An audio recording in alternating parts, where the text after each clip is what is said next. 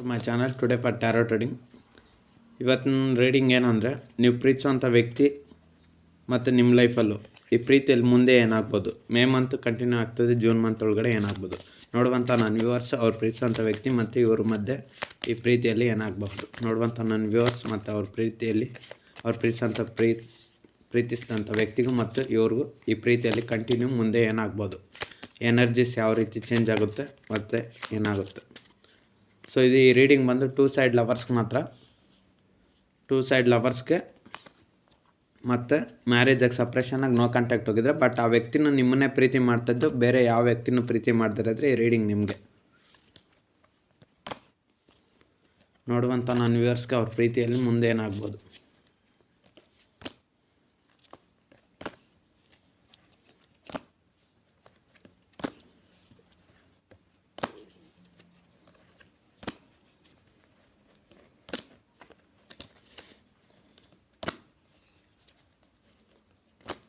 So ಇದೊಂದು general taro trading ಅಷ್ಟೇ. ನಿಮ್ಮ ಲೈಫ್ ಕನೆಕ್ಟ್ ಆದರೆ ಮಾತ್ರ ರಿಸೀವ್ ಮಾಡ್ಕೊಳ್ಳಿ, ಅದರ್ವೈಸ್ ರೀಡಿಂಗ್ನ ಸ್ಕಿಪ್ ಮಾಡ್ಬೋದು.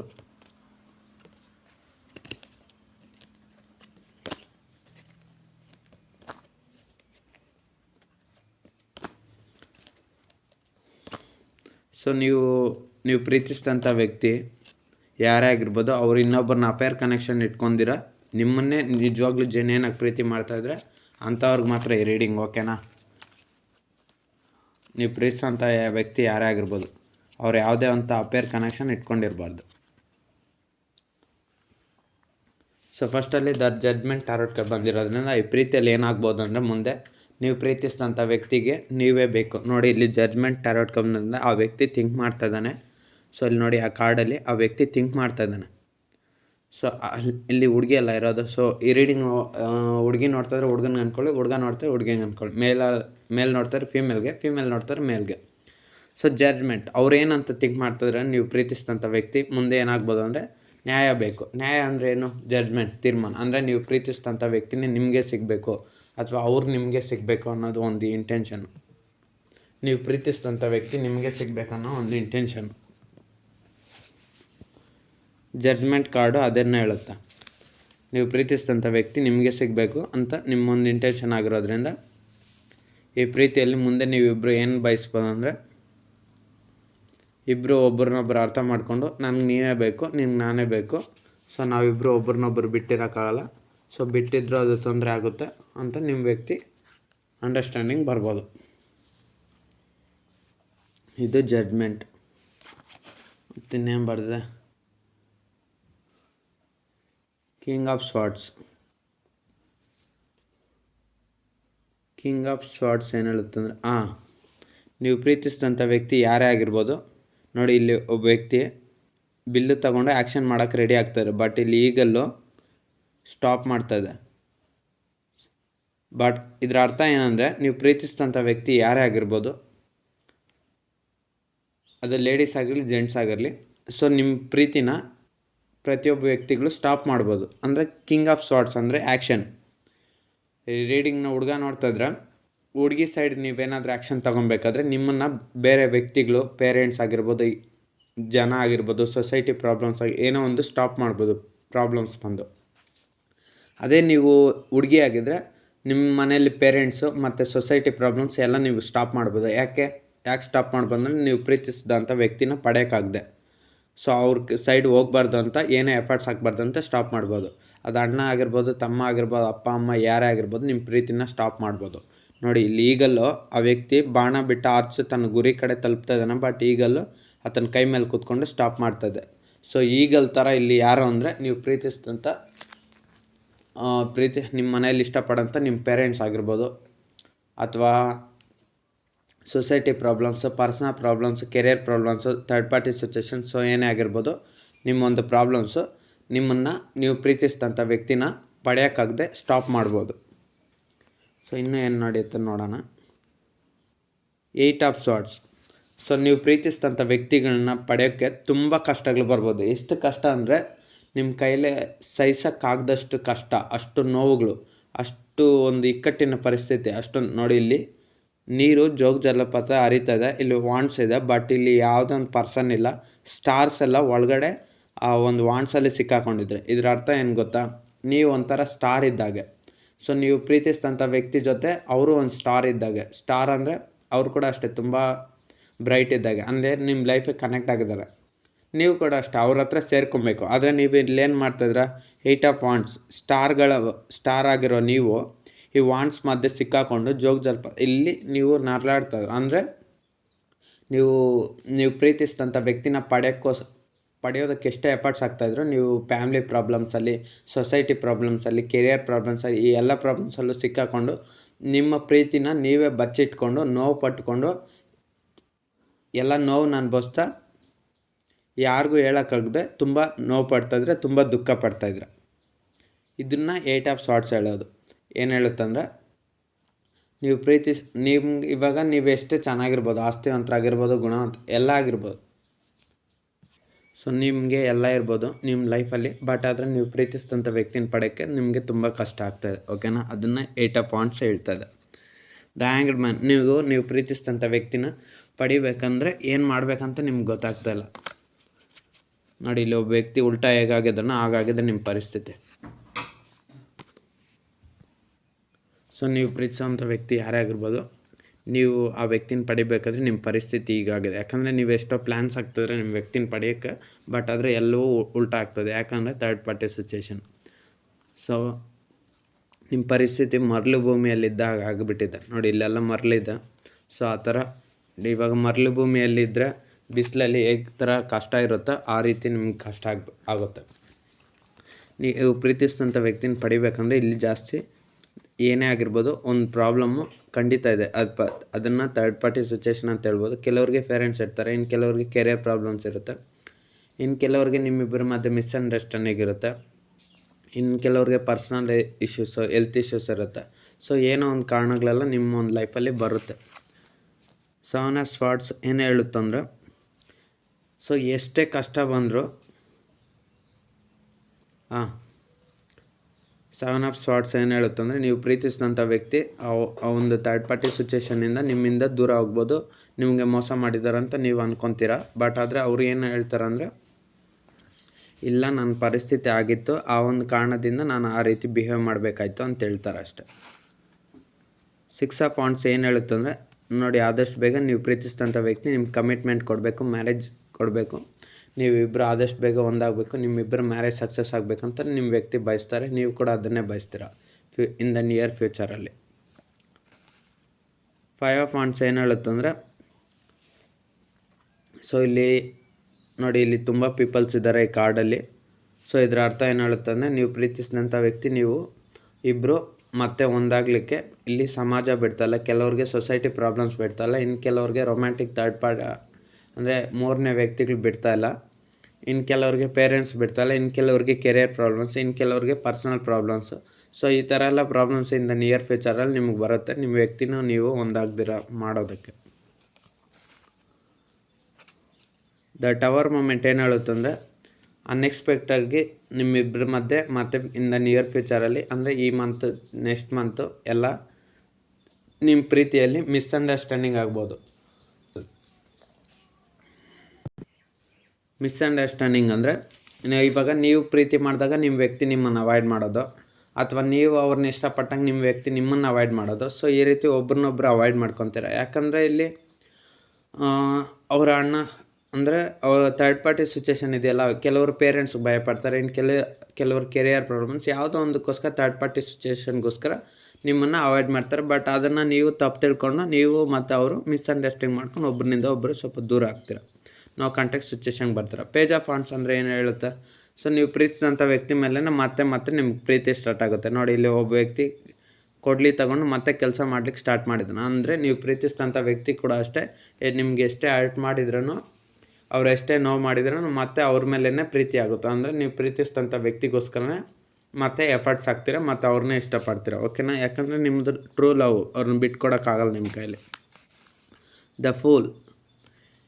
ನೋಡಿ, ಇಲ್ಲಿ ಒಬ್ಬ ವ್ಯಕ್ತಿ ಇದ್ದಾರೆ, ಮತ್ತು ಇಲ್ಲಿ ಜಂಪ್ ಮಾಡ್ತಿದ್ದಾರೆ. ಸೊ ಅವರು ಏನನ್ನು ಅಬ್ಸರ್ವ್ ಮಾಡ್ತಾರೆ, ಪಕ್ಕದಲ್ಲಿ ಒಂದು ಡಾಗ್ ಇದೆ. ಡಾಗ್ ಅನ್ನೋಕ್ಕಿಂತ ಇದನ್ನು ತೊಳೆದು ಮರಿ ಅನ್ಬೋದು. ಸೊ ಅದು ಪಕ್ಕದಲ್ಲಿದೆ, ಬಟ್ ಅದು ಸೂಚನೆ ಕೊಡ್ತಾಯಿದೆ, ನೀನು ಮುಂದೆ ಹೋಗ್ಬೇಡ, ಅಪಾಯ ಇದೆ ಅಂತ. ಬಟ್ ಆದರೆ ಕೇಳ್ಕೊಂಡಿರ ಅದು ಒಬ್ಬ ವ್ಯಕ್ತಿ ಇಲ್ಲಿ ಲೇಡೀಸು ಮುಂದೆನೇ ಹೋಗ್ತಾರೆ. ಸೊ ಇದ್ರ ಅರ್ಥ ಏನಂದರೆ ಈ ಕಾರ್ಡ್ನ ಅರ್ಥ. ಸೊ ನಿಮ್ಮ ಲೈಫಲ್ಲೂ ಅಷ್ಟೇ, ನೀವು ಪ್ರೀತಿಸಿದಂಥ ವ್ಯಕ್ತಿನ ನೀವು ನೋಡಿ ನೀನು ತಪ್ಪು ಮಾಡ್ತಾಯಿದ್ದೆ, ಕಂಟ್ರೋಲ್ ಮಾಡ್ತಾಯಿದ್ದೆ ಅಂತ ನೀವು ಎಷ್ಟೇ ಪ್ರಯತ್ನ ಮಾಡಿದ್ರು, ಎಷ್ಟೇ ಹೇಳಕ್ಕೆ ಹೋದ್ರೆ ನೀನು ಈ ರೀತಿ ಎಲ್ಲ ತಪ್ಪು ಮಾಡ್ತಾಯಿದ್ದೆ, ಪೇರೆಂಟ್ಸ್ ಮಾತು ಕಟ್ಕೊಂಡು ಅಂದರೆ ನನ್ನನ್ನು ಬೇಕಂತಲೇ ಅವಾಯ್ಡ್ ಮಾಡ್ತಾಯಿದ್ದೀಯ ನೀನು, ನನ್ನ ಪ್ರೀತಿನ ರಿಜೆಕ್ಟ್ ಮಾಡ್ತಾಯಿದ್ದೀಯ, ನಾನು ನಿನ್ನಿಂದ ಹೊರಟೋದ್ರೆ ಈಗ ಮತ್ತೆ ಸಿಗಲ್ಲ ಅಂತ ನೀವು ಎಷ್ಟೇ ಹೇಳೋಕ್ಕೆ ಪ್ರಯತ್ನ ಮಾಡ್ತಿದ್ರು, ನಿಮ್ಮ ವ್ಯಕ್ತಿ ಅದನ್ನು ನೆಗ್ಲೆಕ್ಟ್ ಮಾಡಿದರು. ಹಿಂದೆ ಫಾಸ್ಟಲ್ಲೂ ಸ್ವಲ್ಪ ಮಾಡಿದರು. ಸೊ ಅದೆಲ್ಲ ನಿಮಗೆ ಹರ್ಟ್ ಮಾಡ್ಬೋದು. ಓಕೆನಾ? ನೀವು ಪ್ರೀತಿಸಿದಂಥ ವ್ಯಕ್ತಿ ನಿಮ್ಮನ್ನು ಸ್ವಲ್ಪ ಅವಾಯ್ಡ್ ಮಾಡ್ಬೋದು. ಅಂದರೆ ನೀವು ಅವ್ರನ್ನ ಇಷ್ಟಪಟ್ಟರು ಬೇಕಂತಲೇ ನಿಮ್ಮ ಕಾಲ್ ಅಥವಾ ಮೆಸೇಜ್ ಎಲ್ಲ ಅವಾಯ್ಡ್ ಮಾಡೋದು, ಇನ್ಸ್ಟಾಗ್ರಾಮು ವಾಟ್ಸಪ್ಪಲ್ಲಿ ಕಾಂಟ್ಯಾಕ್ಟ್ ಮಾಡ್ತಾಯಿದ್ರು ಬೇಕಂತಲೇ ಅವಾಯ್ಡ್ ಮಾಡೋದು. ಸೊ ಈ ರೀತಿ ಏನೇ ನೀವು ಪ್ರೀತಿ ತೋರಿಸಿದ್ರು ಸ್ವಲ್ಪ ಅವಾಯ್ಡ್ ಮಾಡ್ಬೋದು. ಹಿಂದೆ ಕೂಡ ಪ್ರೀತಿ ಮಾಡಿದ್ರು, ಹಾಗೆ ಆವಾಗಲೂ ಹೀಗೆ ಮಾಡಿದರು. ಇನ್ನು ನಿಯರ್ ಫ್ಯೂಚರಲ್ಲಿ ಸ್ವಲ್ಪ ಹಾಗೆ ಮಾಡ್ಬೋದು. ಸ್ವಲ್ಪ ಕೇರ್ಫುಲ್ಲಾಗಿರು. ಓಕೆನಾ? ಏಸ್ ಆಫ್ ಕಪ್ಸ್ ಏನು ಹೇಳುತ್ತಂದರೆ, ನೀವು ಪ್ರೀತಿಸಿದಂಥ ವ್ಯಕ್ತಿ ನೀವು ಎಷ್ಟೇ ಅವ್ರನ್ನ ಅವಾಯ್ಡ್ ಮಾಡಿದ್ರೂ ಅವ್ರಿಗೆ ನಿಮ್ಮ ಮೇಲೇ ಪ್ರೀತಿ, ನಿಮಗೂ ಅಷ್ಟೇ ಅವ್ರ ಮೇಲೇ ಪ್ರೀತಿ. ಓಕೆನಾ? ಪ್ರೀತಿ ಅಂತೂ ಇದ್ರಲ್ಲಿ ಕಮ್ಮಿ ಆಗೋದೇ ಇಲ್ಲ.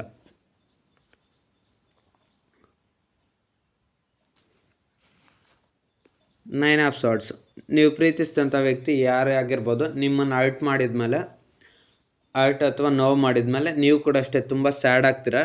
ಅಂದರೆ ಮಲ್ಕೊಂಡಿದ್ದಾಗ, ಅಂದರೆ ನೈಟ್ ಟೈಮ್ ಜಾಸ್ತಿ ತುಂಬ ದುಃಖ ಪಡ್ತೀರ. ಅವ್ರು ಕೂಡ ಅಷ್ಟೇ ನೈಟ್ ಟೈಮ್ ತುಂಬ ದುಃಖ ಪಡ್ತಾರೆ. ಬಿಕಾಸ್ ಇಲ್ಲಿ ಡೇ ಟೈಮಲ್ಲೆಲ್ಲ ಕೆಲವ್ರಿಗೆ ತುಂಬ ಕೆಲಸ ಇರುತ್ತೆ. ಮೋಸ್ಟ್ಲಿ ಈ ರೀಡಿಂಗ್ ಎಲ್ಲ ನೋಡ್ತಾ ಇರೋರು ಒಂದು ಒಳ್ಳೆ ಪೊಸಿಷನಲ್ಲಿ, ಒಂದು ಒಳ್ಳೆ ಜಾಬಲ್ಲಿ ಇರ್ತಾರೆ. ಎಲ್ಲ ಆಲ್ಮೋಸ್ಟ್ ಆಲ್ ಡೇ ಜಾಬ್ಸಲ್ಲೇ ಇರ್ತಾರೆ. ಯಾರೋ ಕೆಲವರು ಅಷ್ಟೇ ನೈಟ್ ಶಿಫ್ಟು ಆ ಥರ ಜಾಬಲ್ಲಿ ಇರ್ತಾರೆ. ಓಕೆನಾ? ನೈನ್ ಆಫ್ ಸ್ವಾರ್ಟ್ಸ್ ಬಂದಿರೋದ್ರಿಂದ ರಾತ್ರಿ ಆದರೆ ನೀವು ತುಂಬ ನೋವು ಪಡ್ತೀರ. ನೀವು ಪ್ರೀತಿಸಿದಂಥ ವ್ಯಕ್ತಿ ಯಾಕೆ ಈಗ ಈ ಥರ ಎಲ್ಲ ಮಾಡ್ತಾಯಿದ್ರೆ, ಸೊ ಏನಾಗ್ತಾಯಿದೆ ಅಂತ ನಿಮ್ಗೆ ಗೊತ್ತಾಗಲ್ಲ. ಸೊ ನಿಮ್ಗೆ ಗೊತ್ತಿರುತ್ತೆ, ಬಟ್ ಯಾರೋ ಒಬ್ಬರಿಂದ ನೋವಾಗ್ತಾಯಿದೆ ಅಂತ. ನಿಮ್ಮ ವ್ಯಕ್ತಿ ಕೂಡ ಅಷ್ಟೇ ನಿಮ್ಗೆ ಹರ್ಟ್ ಮಾಡಿದಂಥ ಅವ್ರು ಕೂಡ ಅಷ್ಟೇ ರಾತ್ರಿ ಆದರೆ ನಿಮ್ಮ ಬಗ್ಗೆ ಪದೇ ಪದೇ ನೆನಪು ಮಾಡಿಕೊಂಡು ನಿಮ್ಮನ್ನು ಅವ್ರು ತುಂಬ ಪ್ರೀತಿ ಮಾಡ್ತಾಯಿದ್ದಾರೆ ನೋಡಿ. ಅದಕ್ಕೆ ನೈನ್ ಆಫ್ ಸಾರ್ಟ್ಸ್. ಇವಾಗ ಆ ವ್ಯಕ್ತಿ ಯಾರೋ ನಿಮ್ಗೆ ಪರಿಚಯ ಇಲ್ಲ, ನೀವು ಅವ್ರಿಗೆ ಯಾರೋ ಪರಿಚಯ ಇಲ್ಲ ಅಂದರೆ ನೀವೇನಕ್ಕೆ ಸುಮ್ಮನೆ ಹೇಳ್ತೀರಾ? ಅಳಲ್ವಲ್ಲ. ಸೊ ಹಾಗೆ ಯಾರ ಮೇಲೆ ನಿಜವಾಗ್ಲೂ ಪ್ರೀತಿ ಇರುತ್ತೋ ಸೊ ಅವ್ರಿಗೋಸ್ಕರ ನಾವು ದುಃಖ ಪಡೋದು ಅಲ್ವಾ? ಸೊ ನಿಮ್ಮ ವ್ಯಕ್ತಿಗೋಸ್ಕರ ನೀವು ಕೂಡ ಅಷ್ಟೇ ಹಗಲು ರಾತ್ರಿ ಅಳ್ತೀರ, ಅವ್ರಿಗೆ ಸಿಗ್ತಾರೋ ಸಿಗಲ್ವ ಅಂತ. Seven of wands. ಸೊ ನೀವು ಪ್ರೀತಿಸಿದಂಥ ವ್ಯಕ್ತಿ ನಿಮ್ಮೊಂದು ಲೈಫ್, ಅವರೊಂದು ಲೈಫ್ ಮೇಲೆ ಅವ್ರು ಫೋಕಸ್ ಮಾಡ್ತಾರೆ. ಯಾಕಂದರೆ ಅಲ್ಲಿ ತುಂಬ ಪ್ರಾಬ್ಲಮ್ಸ್ ಬರುತ್ತೆ ಇನ್ ಫ್ಯೂಚರಲ್ಲಿ, ನಿಯರ್ ಫ್ಯೂಚರಲ್ಲಿ. ಸೊ ಅದಕ್ಕೋಸ್ಕರ ಅವ್ರ ಲೈಫ್ ಮೇಲೆ ಅವ್ರು ಫೋಕಸ್ ಮಾಡ್ತಾರೆ, ನಿಮ್ಮ ಲೈಫ್ ಮೇಲೆ ನೀವು ಫೋಕಸ್ ಮಾಡ್ತೀರ. ಬಟ್ ಎಷ್ಟೇ ಫೋಕಸ್ ಮಾಡಿದ್ರೂ ಅವರೊಂದು ಗುರಿ ಅವ್ರು ತಲುಪ್ತಾ ಇದ್ರೇನೋ ಸೊ ನಿಮ್ಮನ್ನು ಅವ್ರು ಮರೆಯೋದಿಲ್ಲ ನೋಡಿ. ಇಲ್ಲಿ ಒಬ್ಬ ವ್ಯಕ್ತಿ ಹಿಂದೆ ತಿರುಗಿ ಮತ್ತೆ ನೋಡ್ತಾ ಇದ್ದಾರೆ, ಅವರು ಒಂದು ಗುರಿನ ಅವರು ತಲುಪ್ತಾ ಇದ್ದಾರೆ. ಆದರೂ ಕೂಡ ಅಷ್ಟೇ ಅವರು ನಿಮ್ಮನ್ನು ಮರೆಯೋಲ್ಲ, ನೀವು ಕೂಡ ಅಷ್ಟೇ ಅವ್ರನ್ನ ಮರೆಯೋಲ್ಲ. ಸೇಮ್ ಏಸ್ ಆಫ್ ವಾಂಡ್ಸ್ ನೋಡಿ. ಇಲ್ಲಿ ಕೈಯಲ್ಲಿ ಒಂದು ಪಾಟ್ ಇಟ್ಕೊಂಡು ಆ ವ್ಯಕ್ತಿ ಚಿಕ್ಕ ಗಿಡನ ಇಟ್ಕೊಂಡು, ಹಂಗೆ ನೀವು ಪ್ರೀತಿಸಿದಂಥ ವ್ಯಕ್ತಿ ಕೂಡ ಅಷ್ಟೇ ಅವ್ರ ಪ್ರೀತಿನ ಅವರು ಯಾವಾಗಲೂ ಮನಸ್ಸಲ್ಲೇ ಬಚ್ಚಿಟ್ಕೊಂಡಿರ್ತಾರೆ. ಸೊ ಅದನ್ನು ನಿಮ್ಗೆ ಹೇಳ್ತಾ ಇಲ್ಲ ಅಷ್ಟೇ. ನೀವು ಅಷ್ಟೇ ನಿಮ್ಮ ಪ್ರೀತಿನ ಕೆಲವರು ಇಲ್ಲಿ ಪ್ರಪೋಸ್ ಮಾಡಿರ್ತಾರೆ, ಇನ್ನು ಕೆಲವರು ಪ್ರಪೋಸ್ ಮಾಡಿರಲ್ಲ. ಇನ್ ದ ನಿಯರ್ ಫ್ಯೂಚರಲ್ಲೆಲ್ಲ ಅವ್ರು ಕೂಡ ಅಷ್ಟೇ ನಿಮ್ಮನ್ನು ಅಷ್ಟೇ ಪ್ರೀತಿ ಮಾಡ್ತಾರೆ. ಬಟ್ ಅದೇ ಇಲ್ಲಿ ಇಬ್ಬರು ರಿಯೂನಿಯನ್ ಆಗ್ತಾಯಿಲ್ಲ, ಬೇರೆ ಬೇರೆ ಇದ್ದೀರಾ, ಸಪ್ರೇಷನ್ ಇದ್ದೀರಾ. ಬಟ್ ಆದರೆ ಒಬ್ರನ್ನೊಬ್ಬರು ಪದೇ ಪದೇ ನೆನಪು ಮಾಡ್ಕೊತಾರೋದ್ರಿಂದ ಈ ರೀತಿ ಎಲ್ಲ ಶುರುವಾಗ್ತಾಯಿದೆ ಪ್ರೀತಿ ಅನ್ನೋದು. Four of swords.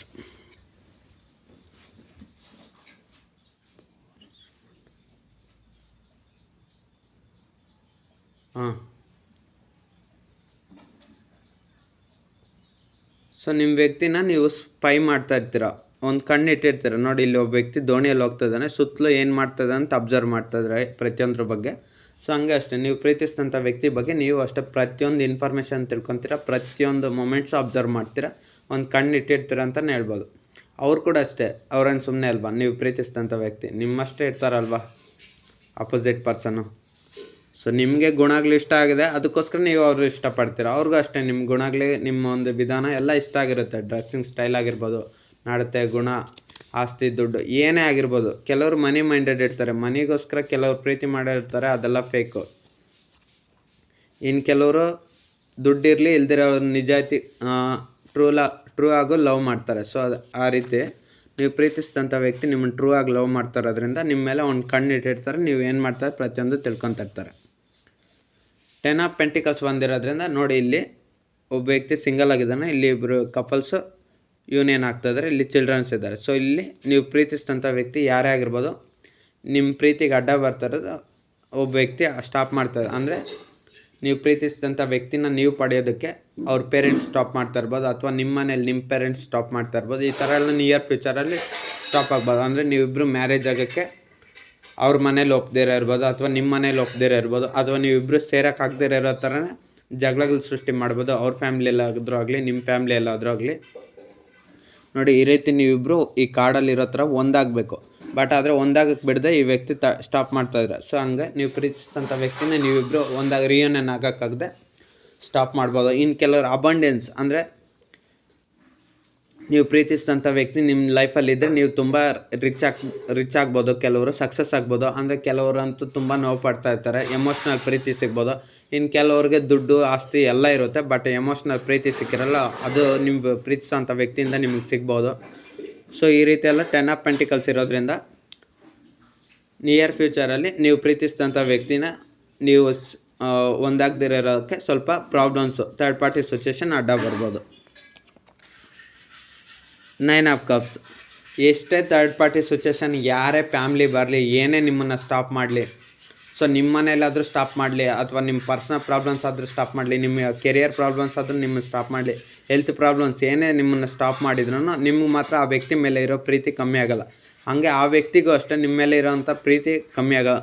ಇಲ್ಲಿ ನೋಡಿ, ಇಲ್ಲಿ 9 ಕಪ್ಸ್ ಇದೆ, ಇಲ್ಲಿ 1 2 3 4 5 6 ಇಷ್ಟು ಇದಿದೆ. ಅಂದರೆ ಇದೆಲ್ಲ ಪ್ರೀತಿನೇ ಎಕ್ಸ್ಪ್ರೆಸ್ ಮಾಡುತ್ತೆ. ಅಂದರೆ ನೀವು ಪ್ರೀತಿಸಿದಂಥ ವ್ಯಕ್ತಿ ಕೂಡ ಅಷ್ಟೇ ನಿಮ್ಮನ್ನು ಅಷ್ಟು ಪ್ರೀತಿ ಮಾಡ್ತಾರೆ, ನೀವು ಕೂಡ ಅಷ್ಟೇ ಅವ್ರನ್ನ ಅಷ್ಟೇ ಇಷ್ಟಪಡ್ತೀರ ನಿಯರ್ ಫ್ಯೂಚರಲ್ಲಿ.